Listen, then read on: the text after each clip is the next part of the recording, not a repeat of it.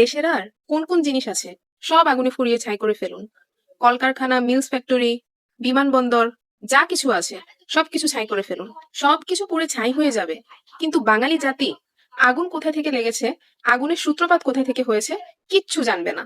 চিন্তা করুন, একটা দেশের এয়ারপোর্ট বা বিমানবন্দর হলো সর্বোচ্চ শৃঙ্খলা এবং সিকিউরিটিপূর্ণ একটা স্থান, যেখানে প্রতি জোনে জোনে সিকিউরিটি, প্রতি জোনে জোনে সিসি ক্যামেরা লাগানো এবং প্রত্যেকটা জোনে অগ্নি নির্বাপক যন্ত্র আছে। সেই জায়গায়, এয়ারপোর্টের মতো একটা জায়গায়, এত সিকিউরিটিফুল একটা জায়গায় আপনার কি মনে হয় 1 মিনিটে আগুন লেগে সবকিছু একদম পুরো ছাই হয়ে গেছে?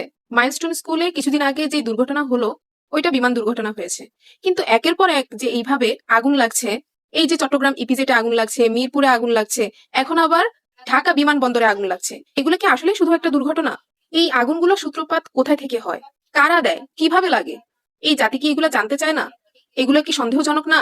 অগ্নিকাণ্ড ঘটার পরেই দেখবেন ফায়ার সার্ভিস, পুলিশ, এরা নিজেদের জীবন বাজি রেখে আগুন নিভানোর জন্য কাজ করে থাকে। তারপর প্রশাসন এসে কি করবে?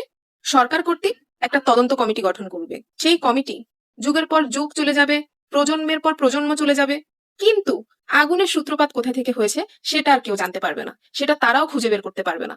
এই যে 2 দিন পর পর বিভিন্ন কলকারখানায়, মিলস ফ্যাক্টরিতে, এই যে বিমানবন্দরের মতো এরকম একটা জায়গায় আগুন লাগে, এগুলা কি মনে হয় এগুলা কি আসলেই শুধু একটা দুর্ঘটনা, নাকি পরিকল্পিত কোনো ঘটনা?